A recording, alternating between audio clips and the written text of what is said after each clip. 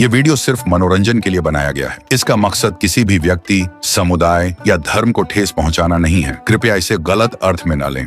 एक गांव था, जितना खूबसूरत था उतना ही शांत। वहां रहते थे दो दोस्त, राय स्टार और ज्ञान भाई। दोनों अनाथ थे, लेकिन एक दूसरे के लिए जान देने को तैयार। साथ में एक छोटा सा जिम चलाते थे। गांव के लड़के वहां आके ट्रेनिंग लेते थे। और दूसरी तरफ एक और गांव में रहता था फाइट 444। उसके पास अपनी सेना थी।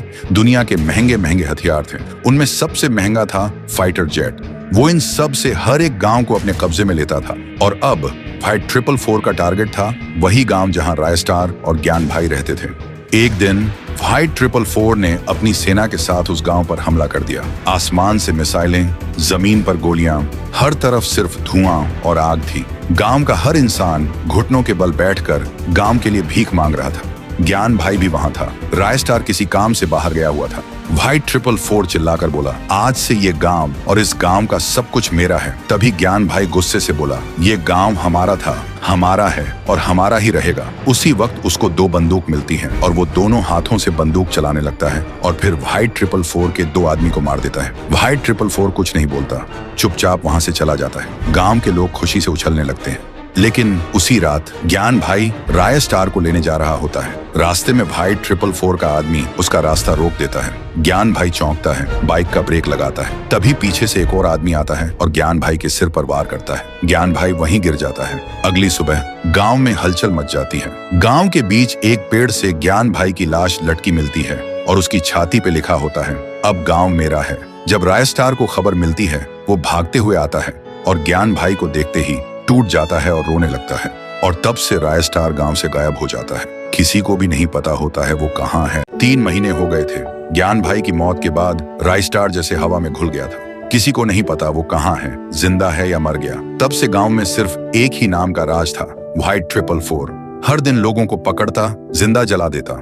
गांव का सुकून छीन लिया था। आसमान में रोज धुआं होता था और जमीन पे सिर्फ राख। लेकिन एक रात फाइट 444 के प्राइवेट गोदाम में एक भयानक धमाका होता है। उसका सबसे महंगा fighter jet, rocket launcher, fighter truck, सब कुछ जलकर राख हो जाता है। फाइट 444 भाग कर आता है और जब देखता है पहली बार, उसके चेहरे पर डर होता है।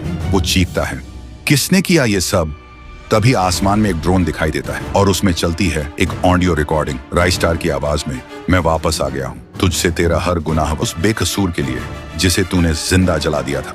अगली सुबह फाइट 444 के 20 से ज्यादा आदमी गायब हो जाते हैं। जहां भी लाश मिलती है वहां लिखा होता है, जस्टिस फॉर ज्ञान भाई। फाइट 444 के हाथ कांपने लगते हैं। वो चिल्लाता है, राय स्टार को ढूंढो, मार दो उसे। तभी आसमान से एक बड़ा सा पक्षी, मैकेनिकल ड्रोन बर्ड, उतरता है और उसके ऊपर बैठा होता है राय स्टार। सीधा फाइट 444 के सामने उतरता है। फाइट 444 बोलता है, तू है वो इंसान, बहुत मजा आया। पहली बार कोई टक्कर का मिला, पर तू अकेले आया, बड़ी गलती कर दी। राय स्टार बोलता है, मैं अकेले आया हूँ, लेकिन तेरे सामने ज्ञान भाई की रूह भी खड़ी है।